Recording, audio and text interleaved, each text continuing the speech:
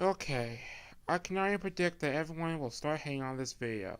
So if you want to go ahead and put down some trollish comments down there and dislike the video, go right ahead. Seriously, I'll wait. Okay, are we done with that? Okay, good. I didn't like Captain America Civil War. I'm not saying it's a horrible movie. The point is that of all the Marvel movies I watched, this is one of the only ones I didn't like. And no, I'm not counting X-Men Wolverine. I'm gonna go into this right now. The entire conflict that this movie is based around is completely bullshit. It's entirely one side, so in my opinion, this conflict has no point to it. And this whole plot is basically about deciding where Captain America and Iron Man and the Hulk and all these other heroes are dangerous or not. Well, here's the answer. They're not! This whole movie basically explains that these people potentially brought destruction to multiple cities and the blame is completely on them. Again, no it's not. Now in the case of Man of Steel, yeah it kinda is, because potentially brought the fight with him and Zod towards a populated area and decimated the city. Here that is clearly not the case. They're trying to protect as many people as possible.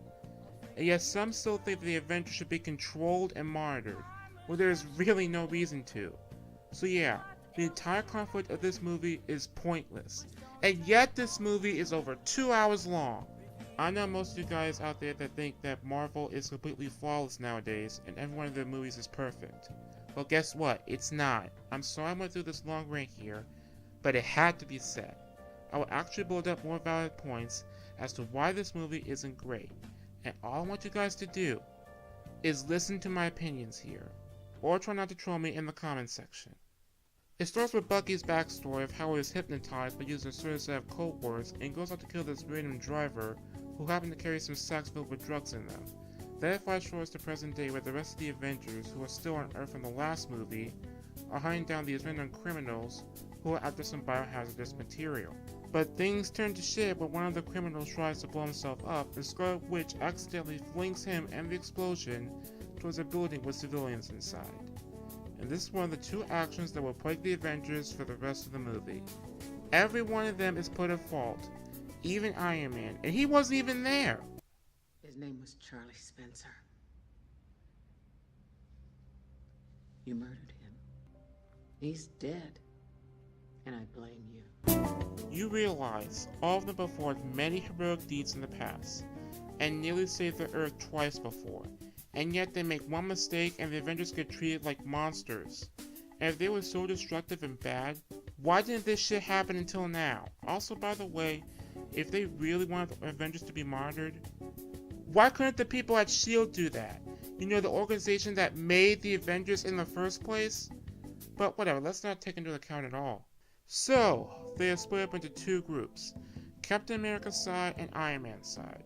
Captain America has Hawkeye, Sharon Carter, Falcon, Bucky, Ant-Man, and Scarlet Witch. And Iron Man has Silver Iron Man, Black Widow, Black Panther, The Vision, and Spider-Man. Yeah, I might have another problem with this movie. Another problem with superhero movies nowadays is that they shove in comic book heroes in order to get people to see it. Not only do people like The Vision and Scarlet Witch can easily end the fight in the blink of an eye, due to them being overpowered, most of them aren't shown beyond this big fight at all. But there are two characters that this movie ultimately ruined for me, and those two are Ant-Man and Spider-Man. They literally bring these two on screen for maybe 10 minutes and we never see them again. But Spider-Man in particular may be the worst character of this movie. I don't like Tom Holland as Spider-Man. I really don't. Many of you out there are probably thinking Andrew Garfield is much worse, but he's not. Holland is. And you want to know why? He's just this whiny little brat that has no charisma about him. For some reason, he reminds me of someone who previously appeared in Diary of a Wimpy Kid.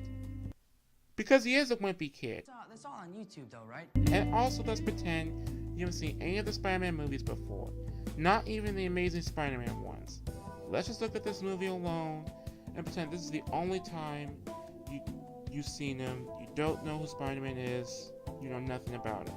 They literally brought this random character in for no reason, to fight for no fucking reason, and him having less than 10 minutes of screen time. We don't know his backstory, how his powers work, or why he's to fight alongside Iron Man. They put him in here for two reasons. This has Spider-Man Homecoming, and to put him in the trailer so people can go, ooh, Spider-Man's in it, this movie's gonna be awesome.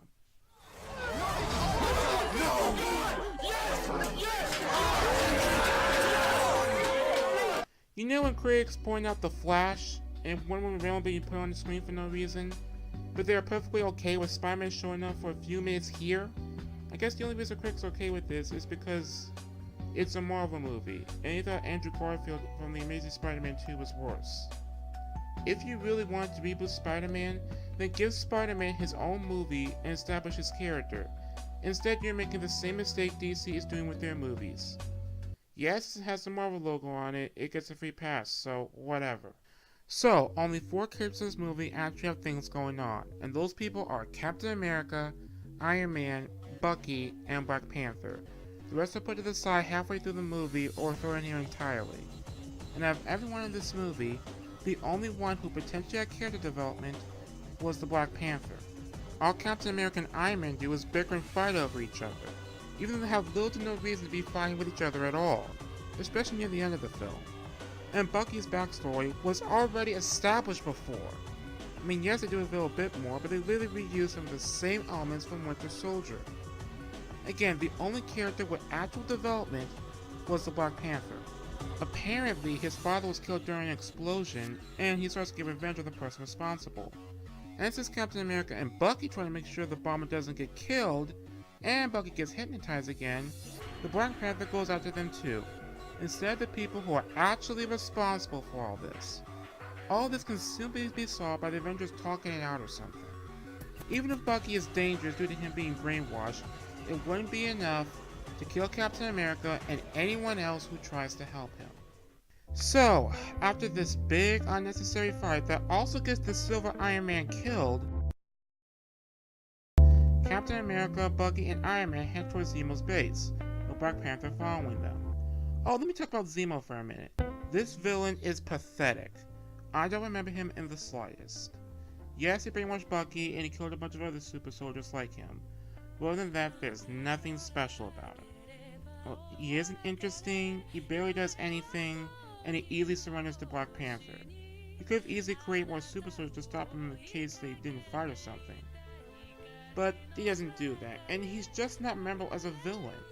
He just comes off as a generic bad guy, and the only character we get out of him is through a rushed backstory that is told to us, not shown whatsoever, and told in like what? A minute of dialogue? And everything that I hated about this movie comes down in this final fight scene between Captain America and Iron Man. So, why does Iron Man want to kill Captain America? Because apparently he didn't tell him that Bucky killed his parents. But here's the thing, he was fucking brainwashed when he did this. So it's not his fault, and that's clearly not a good reason to go and kill Captain America. Do you think whenever he sees his parents die, he throws a hissy fit and has the urge to punch something? I'm pretty sure that Iron Man is a reasonable guy, and he would have talked things out with Captain America at this point. And you should also know that Captain America and Bucky are not responsible for the death of his parents. So he shouldn't be fighting them at all. Same with Captain America. I get why he was trying to protect Bucky from being killed, but later he literally tries to beat Iron Man into a bloody pulp. Why? I don't fucking know. So he shouldn't be trying to kill Iron Man. These two have no reason to fight each other at this point. Captain America has no reason to fight Iron Man at all, and Iron Man fights Captain America because he blames him for the death of his parents. Which makes zero sense. So the fight shouldn't even be fucking happening right now. If they managed to talk this out before this point, they could have easily sorted things out. But the writers didn't do that because they knew they could have easily taken down Zemo in a matter of seconds. So they had to fabricate this climax and this huge fight that shouldn't fucking exist. Both Iron Man and Captain America are smart, reasonable people that could have talked this out before this point. But instead they're making this big decision to kill someone purely based on instinct. Now, here's the kicker. This movie has many similar problems to Batman v Superman. Too many characters, rushed subplots, and huge fabricated fights. Both of these movies have the same problems, yet people are willing to praise Civil War over Batman v Superman. That's what pisses me off the most. Now, there are reasons why people like Civil War, and I'm going to go over them right now. Number 1, the movie has a couple of fun scenes in it. So, you can recommend the movie because it has like 1 or 2 scenes that were okay? Look, you can give a movie a couple of good or fun scenes, but that's pretty much all they are. A couple of good scenes. The plot, the motivation of the characters, and the pacing still sucks, and it's not really going to save this movie. Number 2, Spider-Man is awesome and his backstory isn't explained again. I know these writers are trying to establish a new Spider-Man into the Marvel Universe, but here's the thing. He didn't fit into this movie at all, and why would you bring a new Spider-Man that is playing his backstory or what he is, period? You don't just have to go over his backstory piece by piece, but by not explaining what he is at all was a really dumb choice to make, especially when his first appearance is a 10-minute cameo in a 2-hour-long movie. Number 3, all these characters have something to do. Yeah, they do. Well, at least for the first half, and then they're thrown to the wayside until the end of the movie. So yeah, Civil War still sucks. I'm not saying you can't like this movie. If you like stuff like this, good for you. But please don't endlessly bash on DC movies and praise movies made by Marvel for no fucking reason. So there are bad Marvel movies and good DC movies. And you know what? I'd rather watch movies like Suicide Squad and Batman v Superman than Civil War. Why? Because they took risks. Yes, they didn't really pay off, but whether it works or not, I remember these movies a lot more clearly and may be willing to rewatch them. I don't want to rewatch this. This movie takes no risks whatsoever and basically just rehashed the plot from Batman v Superman and the Avengers movies. I would rather watch a movie that takes risks and tries something new than a movie that just follows a formula. This movie seems bland, generic, and uninspired. Yes, it has a few fun scenes here and there, but as a whole, I didn't enjoy it. If you like cookie cutter slop like this, then good for you, but I don't.